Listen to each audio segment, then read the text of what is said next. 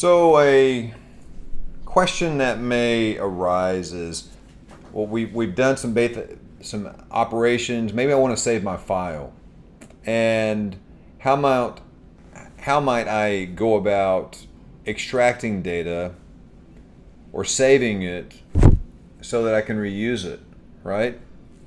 So again, make sure your you're signed into your Google account, which you should be because it tell you by your name over there in the corner. And it's pretty simple.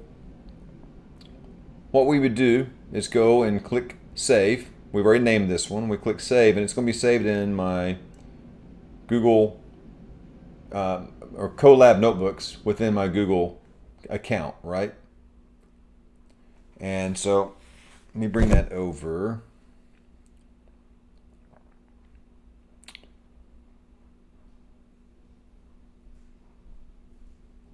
Okay.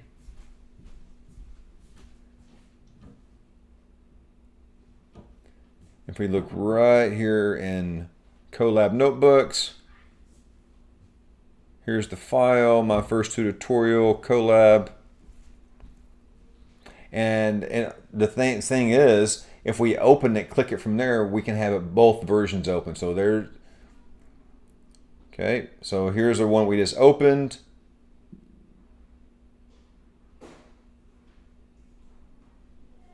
And I don't need to keep that open. So I showed you we save it, we put it it's by default into your Colab. There's other places we can remap it. I'm not going to get into it right now.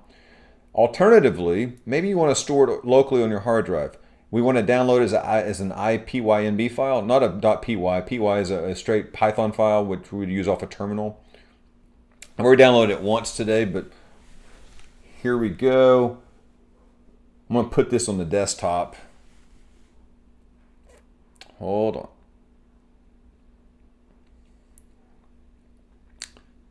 You can see it by default, it goes to your download folder, right? So right there.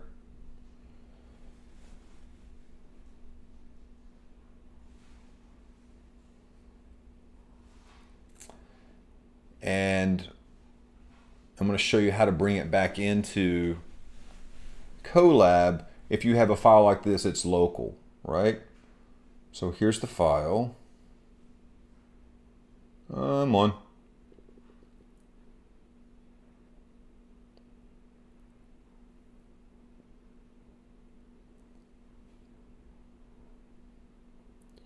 And it's really easy to bring it back in. So we'll go over here to File.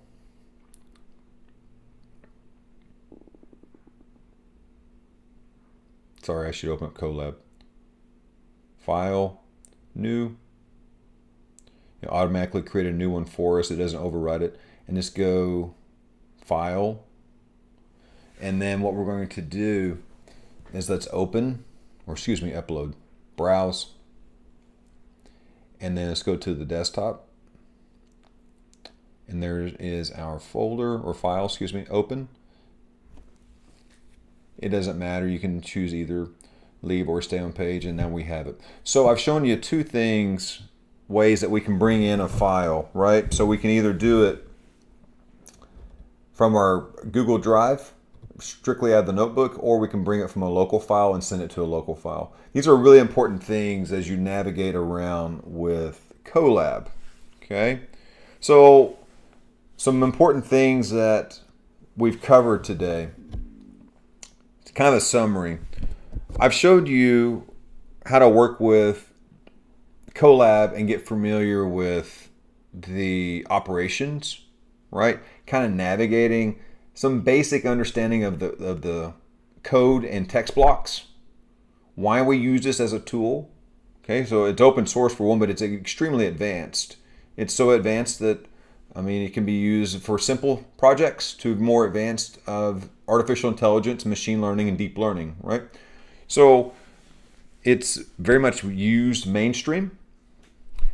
A nice thing about it is I've talked to you about a nice thing about Colab in general, though, is this the diversity of the many things. We've maybe touched on 0.5% of the functions in the library. So there's much more that one can access and use without consuming their RAM, without impacting its performance, right?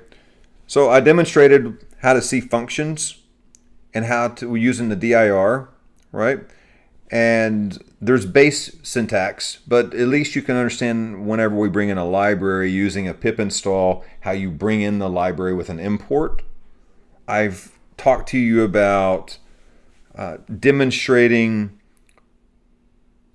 expanding the parameters of a particular library, right, using the question mark in the help, and also kind of explained how these code blocks are like Excel cells, right? So we can do an equal, but we only do an equal like that, but they work in a way similar to an Excel, okay, cell, and we can put formulas in there. We can store values. We can store multiple values within a particular cell. So if you think of it, Excel and Python, there's a lot of shared resemblance, just a little bit different on the syntax. And syntax meaning the instructions.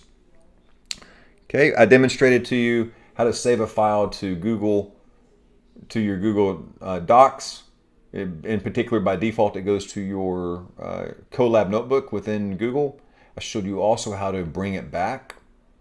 And then I showed you how to download a particular notebook to your local drive on your computer. And it defaults to the download folders. And then I showed you how to bring a file, if you have one stored on your computer, how to bring it back. So I hope you found it useful. Thank you for your time. Bye-bye.